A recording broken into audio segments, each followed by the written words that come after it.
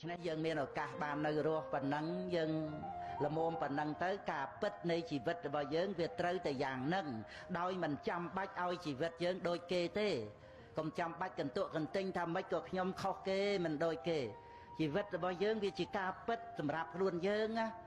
យើងអាចយកមកជាអារម្មណ៍នៃប្រកម្មដ្ឋានបានណាជីវិតពិតរបស់យើងហ្នឹងណាវាដូចថាអ្នកដតីរួមមួយថ្ងៃបាន$10000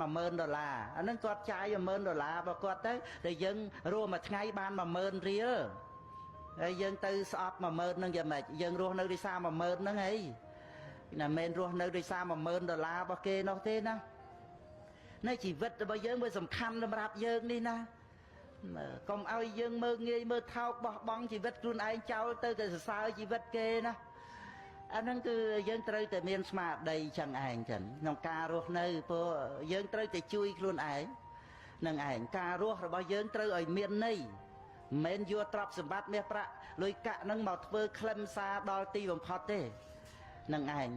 មានក៏យើង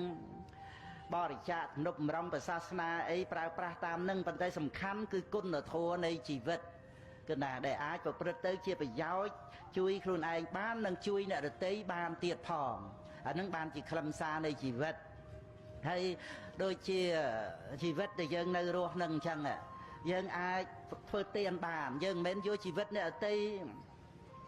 មកឲ្យសម្រេចទានរបស់យើងឯណាគឺណាយើងរស់នៅយើងអាចកម្មសិលបានគឺជីវិតយើងហ្នឹងណាវានៅត្រង់ដែលថាយើងធ្វើឲ្យវាមានតម្លៃទៅគឺយើងអាចរស់នៅរៀនធម៌បានជីវិតយើងហ្នឹងណាអត់មានប្រាក់ដូចគេមែនប៉ុន្តែយើងចម្រើនកុសលចម្រើនភាវនាបានណាហើយយើងចេះតែឲ្យតែតម្លៃជីវិតអ្នកដទៃសុខ